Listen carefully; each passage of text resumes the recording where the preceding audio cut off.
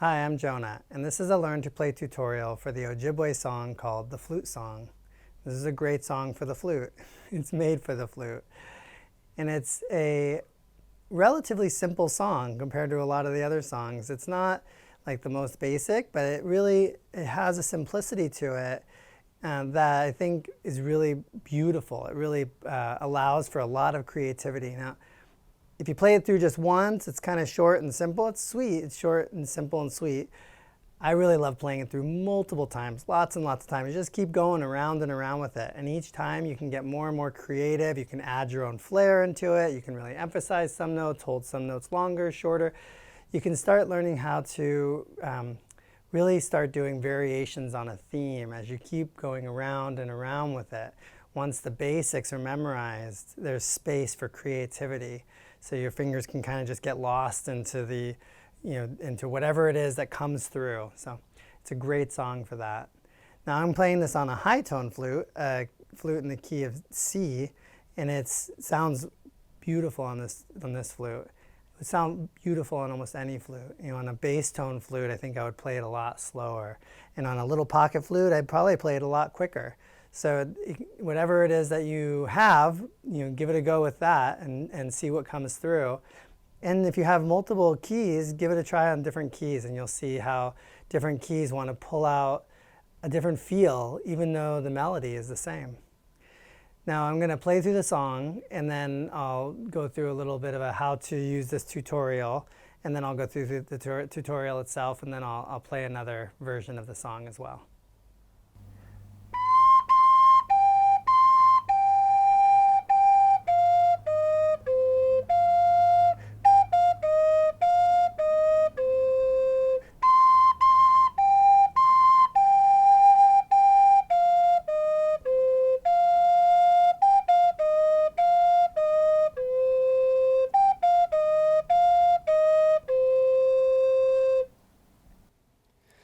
Now, the easiest way that I find to learn songs is to work through them phrase by phrase.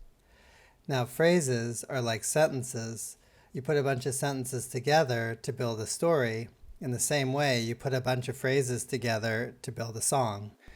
Essentially, each time you pause to take a breath, you've completed a phrase.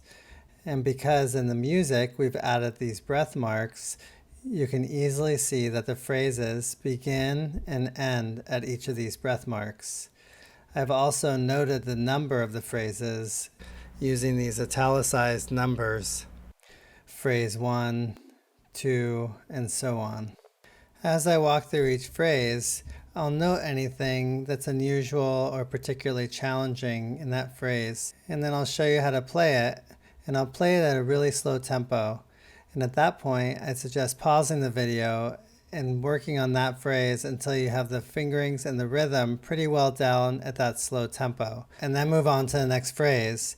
Once you move through the whole song, I'd suggest going back to the beginning of the song and working through each phrase again. And each time you do that, your hands will memorize the fingerings a little bit more, and you'll memorize the rhythms a little bit more, and the song will get easier to play, and you can start bringing it up to tempo.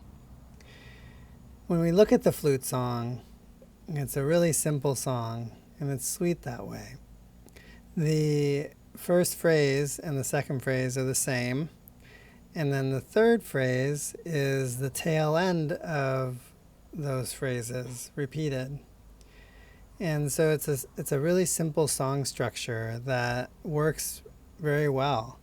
And so you could take this into your own songs even, where you create a phrase, and then you play it a couple times, and then you take a piece of it and play it at the end, and then start at the beginning again. So these simple song structures are wonderful to work with in that way, because it doesn't take a lot to start creating a song.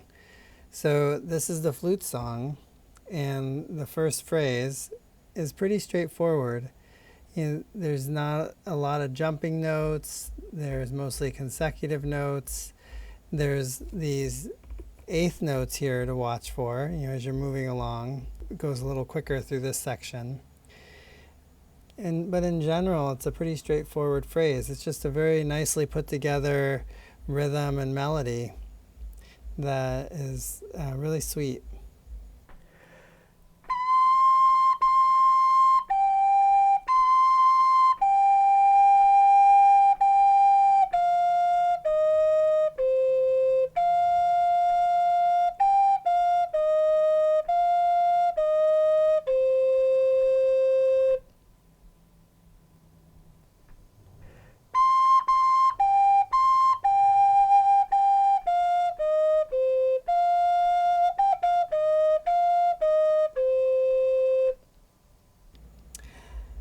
So this is phrase 2, and like I said, it's an exact replica of phrase 1.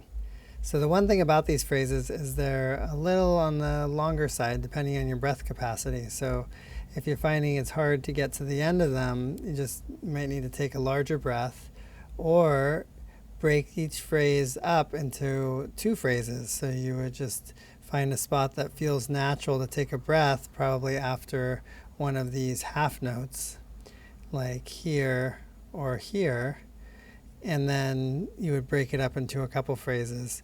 Now, if you are going to do that, I would suggest breaking it up here rather than here, because these eighth notes, the fluidity of moving off this half note and into these straight into these eighth notes on one breath without that pause of the breath feels more fluid for the song to me. So that would be my recommendation. But I think if you just take a really large breath, you'll be able to make it through these phrases.